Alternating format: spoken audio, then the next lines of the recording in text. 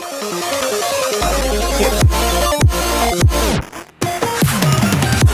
well, that's the thing that everybody confuses, right? Grayscale can lose, and then the SEC can Exactly. just come back and reject on different Exactly. grounds, or they can even use it as a way to go back and reject already listed future Exactly. ETFs. I think there's a lot of confusion between. Guys, I have a very serious question. I have a very serious question, which may not sound like a serious question. That's why I prefaced it with saying I've got a very serious question.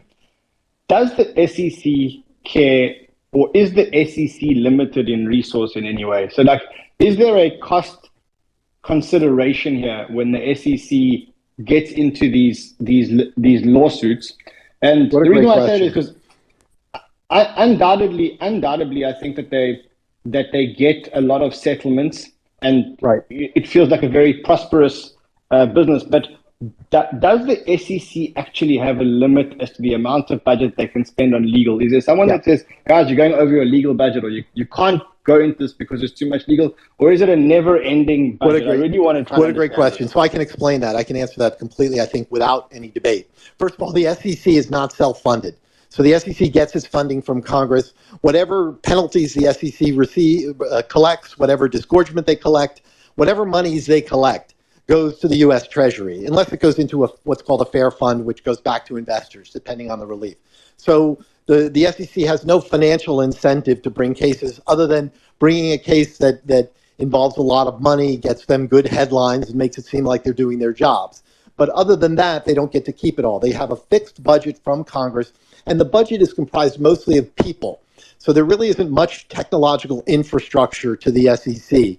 There aren't any big surveillance. All of that is delegated to the self-regulatory organizations like FINRA. So it's mostly people. So what's happened recently in the area of crypto is the SEC in the most recent budget got 33 new positions for the crypto specialized unit. That's a lot. That probably doubled the size of the unit already, and making it probably the largest specialized unit the SEC has. A chairman comes in typically and says, here are my top 5 priorities, insider trading, financial reporting, crypto, cyber, whatever those priorities are. And then they allocate resources, which just means people, toward those cases. I've looked carefully at the staffing of all of these cases, like the Binance case, like the Coinbase case, like Telegram, like Kick. I know a lot of the people who are on those cases. They're top-notch lawyers.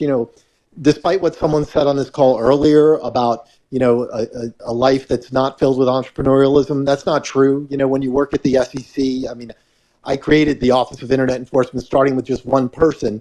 There's a lot of opportunity for entrepreneurialism in bringing cases, and there's a real spirit that you're making the world a better place.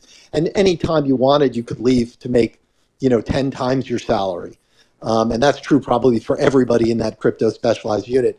But I think you make an excellent point. There does come a point where resources start to become strained because you have one attorney working on 5 different matters and they all require a lot of attention. But I think there's a certain pride amongst the SEC staff attorneys that, hey, I love taking on the big law firms. If you look at the Kick case, the LBRY case, the case they started to work on against Terra, you look at Telegram case, these are against some of the top law firms in the world. The lawyers representing Binance are 3 of the best lawyers on the planet in terms of securities. Bill Baker, Bill McLucas, Richard Grime. I worked with all 3 of them. Bill McLucas is a legendary enforcement attorney, legendary former director of enforcement. I still get nervous when I'm in his presence because he was like my boss's boss when I was rising the ranks. And these are top-notch people. They're getting paid $2,000 an hour probably to work on these cases. The Ripple legal team has brought in millions. The SEC lawyer does not have, but technology has allowed a big change. When I used to first work on cases, sometimes I worked on a big air defense case, and they would show up with 400 boxes of documents, and I personally would have to look through every box.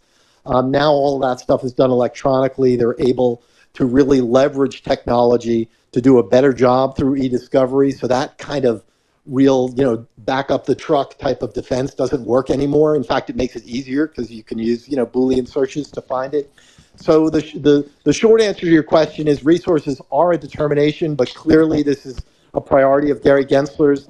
Clearly Congress has allocated new positions for the space. So you should expect, more fire and brimstone. But Dr. John, jump in, Dr. sorry, one thing. I think that, sorry, Ran. I think basically one of the things that there is a very big take from whatever is happening in the US at the moment, right? There is a massive brain drain that everybody can actually acknowledge. With the way that SEC, I think what you're saying is that they're going to set up a lobby. I'm not sure that ship has sailed. Because if Dr. you look Your at connection, sorry to interrupt you, Brian. I don't want to be rude. Your connection is just really, really choppy. Yeah, we've got I'll try to Alan- bring you down.